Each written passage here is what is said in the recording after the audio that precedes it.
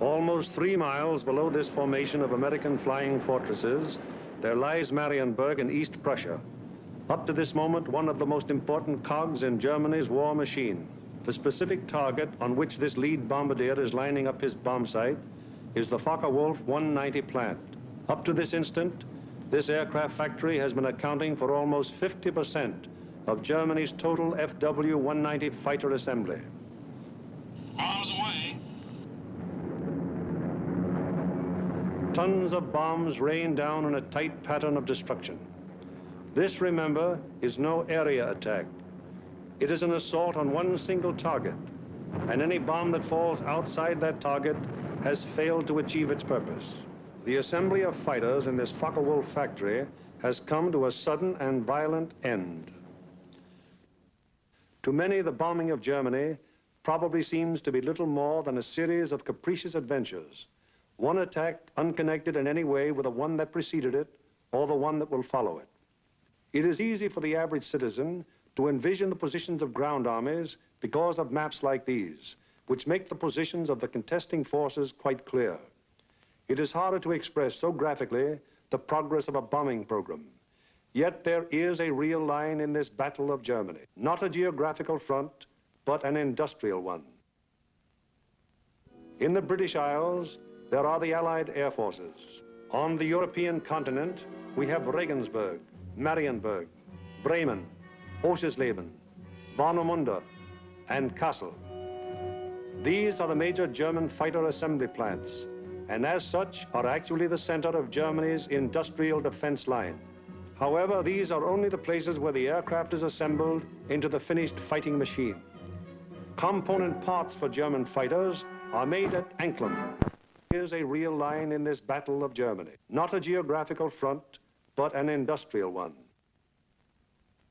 In the British Isles, there are the Allied air forces. On the European continent, we have Regensburg, Marienburg, Bremen, Oschersleben, Warnemünde, and Kassel.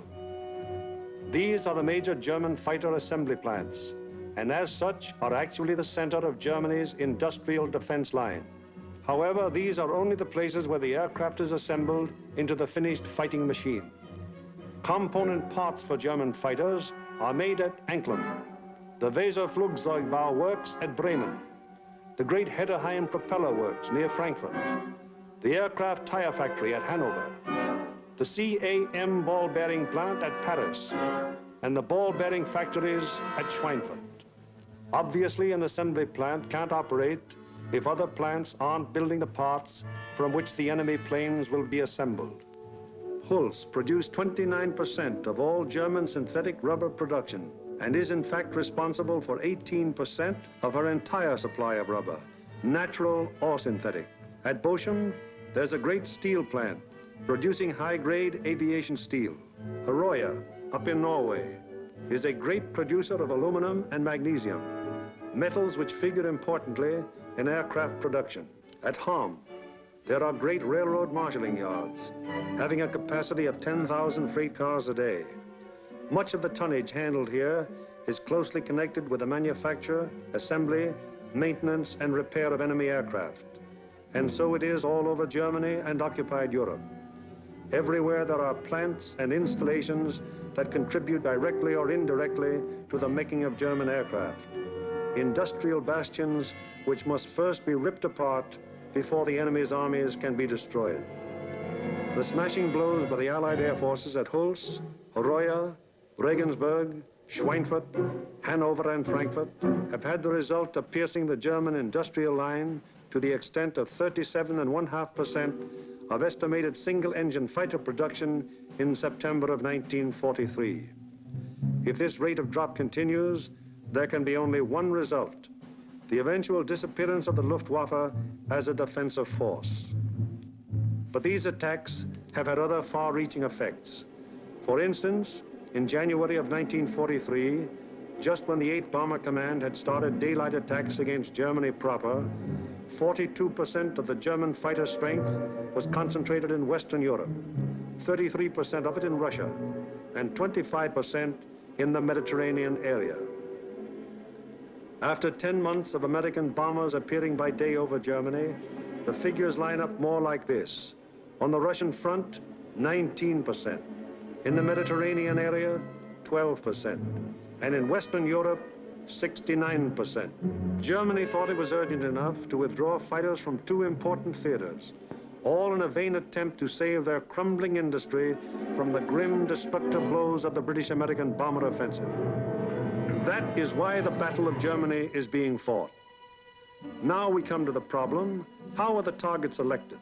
And what enormous effort is necessary for the 10 or 15 minutes that our air task forces will be over any given target? The daylight bombing offensive against Germany is the responsibility of the 8th Air Force. Under the 8th Air Force are the 8th Bomber Command, the 8th Fighter Command, and the 8th Air Service Command, all of whom contribute to every bombing mission. But it is the Bomber Command which is charged with the actual destruction of the selected targets. The Bomber Command, with which this picture is primarily concerned, is divided into 3 divisions. Each division has a number of combat wings. Each combat wing, in turn, has 3 groups. This is the chain of command. Since the operations which we are to follow, there have been some organizational changes, but they are principally changes of nomenclature and have not affected the broad strategical and tactical purposes of the organization. For instance, what is referred to as Bomber Command in this picture is now the 8th Air Force. Weather is the greatest single enemy of the 8th Bomber Command, for here is to be found the most changeable, treacherous weather in the world. To keep the most accurate possible check on weather conditions all over Europe, the RAF has established vast communication and reporting systems. Weather planes such as this Mosquito and our own B-17's are continually in the air in an effort to know in advance what the weather will be over Europe and the United Kingdom. Men like this supply a major portion of the data from which 8 main weather maps of Europe and of the United Kingdom are drawn each day. In addition, there are 4 upper air maps and 8 maps of a miscellaneous classification.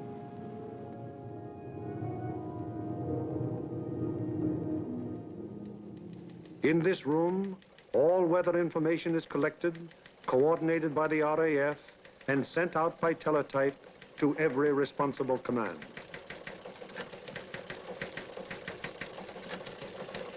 This is the weather section in the operations block at the Bomber Command. Here, the information gleaned from the weather stations is put together and correlated into weather maps. Accurate predictions must be made as to the direction and speed of the wind, downward and forward visibility, temperature, humidity, possible icing conditions, and probable atmospheric pressure at the bases, en route, and over the target.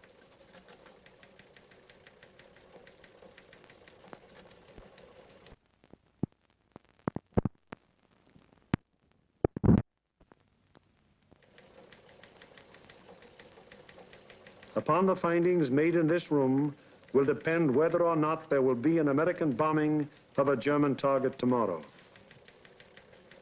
This is the operations room of the Bomber Command. Here is where the wheels are put in motion for any American bombing attack. Right now, the officers you see are waiting for the commanding general's morning conference. They are the A3, or operations officer, the operational intelligence officer, a weather officer, and other members of the staff.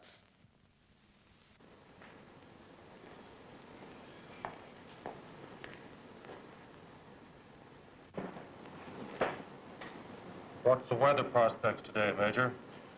It looks like most of Germany will be pretty good, sir. But we have a warm front approaching from down here, which we do not expect to affect the bases until late in the evening. How's the weather at Anklam? At Anklam, sir, we expect 2 to 5 tenths of low cloud and small amounts of middle and high cloud above 18,000 feet. Visibility 6 to 8 miles. How about Marienburg? At Marienburg, 2 to 4 tenths of low cloud, little or no middle or high cloud, visibility 6 to 8 miles. What will it be at Danzig and Gdynia? At Danzig and Gdynia, sir, 2 to 5 tenths of low cloud, 2 to 4/10 of high cloud above 23,000 feet. Visibility in there about 5 miles, sir. Give me the map of Anklam and the picture of the aircraft factory there. Yes, sir.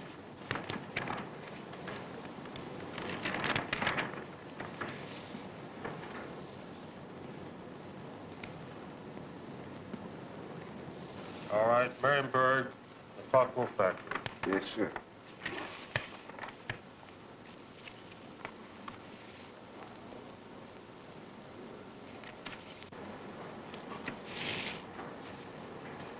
We will attack Marienburg with 2 combat wings, Anklam with 2 combat wings, shipyards of Danzig with 2 combat wings, and the port facilities at Gdynia with 2 combat wings. That will require a maximum effort.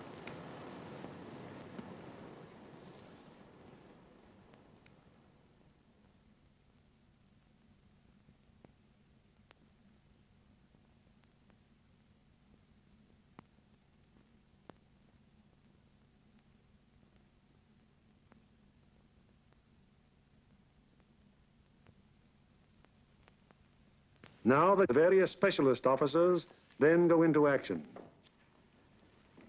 This is the operational intelligence section. Here are target files containing complete information as to the type, construction, and vulnerability of the targets. This data is gathered both from photo interpretation of aerial pictures and from confidential ground sources. On the basis of this information, the aiming point for the attack will be selected. The aiming point is a building or installation in the approximate center of the target. Here, operational research experts are minutely studying the architectural and construction details of the targets. It will be their duty to recommend, on the basis of studies previously made, the types of bombs and the proper fusing to accomplish the greatest possible destruction of the objective. These studies of the Arado factory at Anklam are immensely important, since the nose and tail fuses of a bomb can be adjusted to give varying degrees of delay between the time of initial impact and the explosion. For example, an improperly fused bomb would react something like this. Result, very superficial damage that may hardly even cause delay in production. On the other hand, here's what happens when a properly fused bomb strikes the same factory. 2 bombs of exactly identical weight and explosive power have totally different effects because one was fused properly and the other was not. It is the responsibility of the operational research section to determine proper bomb fusing. Here, the commanding general and the operations officer are working out the overall planning of each of the missions with the staff bombardier, the staff navigator, and the flak officer. This is a complex business because of the multiple nature of the attack. We'll attack Anklam 1 hour before we attack the other targets. That should draw most of the German fighters on the Anklam force. The Anklam force is big enough to take care of itself. You mean along the same course, sir? No, send them a little south. They'll act as a better diversion. This would be the best place across the coast from the standpoint of pilotage. But, sir, the flak concentration at that point is quite heavy, the heaviest along the coast. We could rather move them a little further south, what the general suggests, and they would not run into flak difficulties at that point. How is that for the navigation viewpoint? Well, that's a very good landfall, sir. All right, we'll cross at that point, and you adjust the flight times accordingly. Take care of it, Darrell. Yes. While this is going on, the various liaison officers stationed at Bomber Command headquarters are busy keeping their respective commands acquainted with the course of events. The closest liaison is maintained with both the RAF Fighter and Bomber Commands, the Royal Navy, the 8th Fighter Command, and the 9th Bomber Command. It is through these liaison officers that requests will be made for the necessary fighter support, diversionary effort by the medium bombers, air-sea rescue patrols, and so on. Officers at Fighter Command immediately look up plan number 2340 to find out what part the fighters are expected to play in the next day's operations. Similarly, the 9th Air Force is informed that Bomber Command intends to lay on plan number 2340. It will be the duty of the mediums to attack enemy airfields at a time that will cause maximum interference with German attempts to intercept the heavy bombers. Right now, weather officers are getting ready their forecast for the General's late afternoon conference, where final decisions will be made. Right in there as planned. Yeah, it should. Should be okay. Thanks. Good enough. Bye. Does your morning's forecast still hold? Yes, sir. There's practically no change in the situation, and we still expect the base weather to hold up for return. Send out the field order exactly as planned. Yes, Get me the 1st, 2nd, and 3rd divisions on a conference call, please. All ready with your conference call. Go ahead, please. Can you scramble? Okay. Over. Okay, over. Over. Okay, there's a mission tomorrow. Maximum effort with 5 task forces. The 1st task force, comprising 6 groups of the 1st Division, will hit 3948. 3948. Secondary, 8731. 8731. Last resort, 9009. 9009. The 2nd Task Force, comprising 5 groups of the 3rd Division, will hit 6848. 6848. Secondary, 6424. 6424. Last resort, 5381. 5381. The 3rd Task Force will comprise 4 groups of the 2nd Division, which will hit 6424. 6424. Secondary, 5381.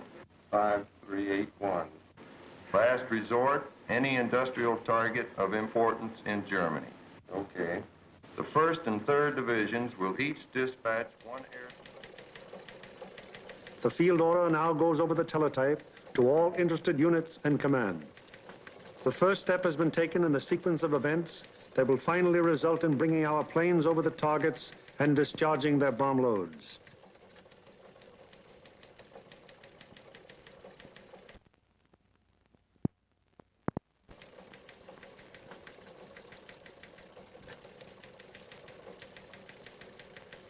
Command has conceived the mission and laid out general plans and routes. Division now plans in detail what command has ordered. The actual time of assembly of the various task forces is determined. The combat wings are assigned to their specific task forces, and the routes from assembly to rendezvous points and the target are charted. Many considerations go into the selection of the routes. Here is the commanding general of the 1st Division, which you will remember has 2 targets for tomorrow, Anklam and Gdynia. control point here at 0 hour. Another control point here for the northern unit, 0 plus 40 minutes. The other friendly... From that timing, where will that put our northern force at the time that our southern force hits the IP? The northern force should be about the east coast of Denmark at that time, sir. It looks like we're going to catch all the fighters on the southern force, aren't we? Looks very much that way, sir. I think we'd better bend that route around so it's headed towards Berlin. If we can pin those German fighters down in Berlin until we can get started home, they'll never catch us. At the 2nd Division, the target for tomorrow is Danzig. Danzig, eh? That's fine. How many ships will we have tomorrow? Well, sir, if you recall, General, on our last mission we had heavy battle damage, and not all those aircraft are repaired yet. Call up the wing commanders and have them put pressure on the groups to get their maintenance crews to work on these ships tonight and get every possible airplane on the line in the morning. The 3rd Division, which will have for its targets Marienburg and Gdynia. Looks pretty good, sir. We're going to be right over a lake there for a good checkpoint to turn. We're going in against the sun. The sun will be at our back, sir. Defenses at the target. Major Frost, what about the flank defenses? Sir, at the upper target, there are 24 guns. That approach is good. The lower target isn't defended by heavy guns. No heavy guns whatever at Marienburg. None, sir. The division's operations officer bases his precise plans on aircraft and crews available at the various groups. He then calls the combat wings to give them advance information before the field order actually arrives. Operator, give me combat wings conference, please. Okay. Scramble, over. Okay. Over. For tomorrow, 1st Bomb Division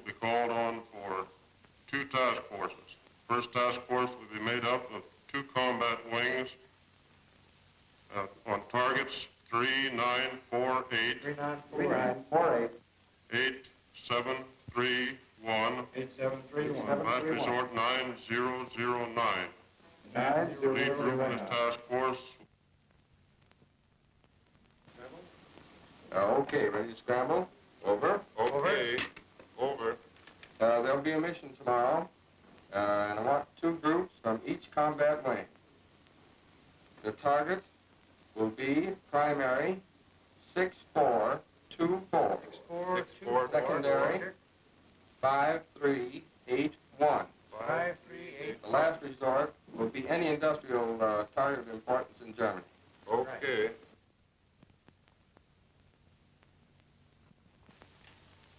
There's an order coming through. The 3rd Division will furnish 8 groups. 1st and 2nd wings, comprising the 2nd Task Force, will hit 6848. 6848. Secondary 6424. 6424. Last resort 5381. 5381. Last resort. Bomb load. 500-pound GPs, fused, 1/10 nose, 1/100 tail. 1/10 nose, 1/100 tail. This is operations of the combat wing, a purely tactical unit having absolutely no administrative functions whatsoever. How do you intend to make it? Sir, we'll assemble over Molesworth. Problems of takeoff and assembly are the particular specialized function of this organization. It is the primary business of the combat wing to get the airplanes of its group into the air at the proper times and to get them assembled once in the air. Field order requires that we provide the 2nd Combat Wing and the 2nd Air Task Force. 89th Group will lead, 81st Group will be high, and 63rd Group will be low. That means that Colonel Whitten will lead the combat wing on this mission? That'll be fine. The Bomber Command has asked for a maximum effort. That means every available plane is to be gotten into the air. Ramsey, this field order has called for 3,100 gallons for the H's due to the distance. Now, they've called for maximum bomb load. How about that for the weight? I think we'd better put 8 bombs in the H's and 12 in the D's. That keeps us around 65,000 pounds. How about the CG? CG is well forward, and I think it'll work out very well because we've been down low for a long period of time. All right, we'll have 8 in the H's and maximum in the D's. Most of the groups are going further than an American bomber has gone before. Combat wings must work out precisely the maximum bomb load in relation to the required gas load. Decisions made in this and other matters are added to the division's field order and passed on to the groups, the ultimate tactical unit, to the men who get the planes in the air and fly the mission. On the basis of the alert telephoned down to the group by the combat wing, the various agencies necessary to get the planes airborne on their mission wheel into action.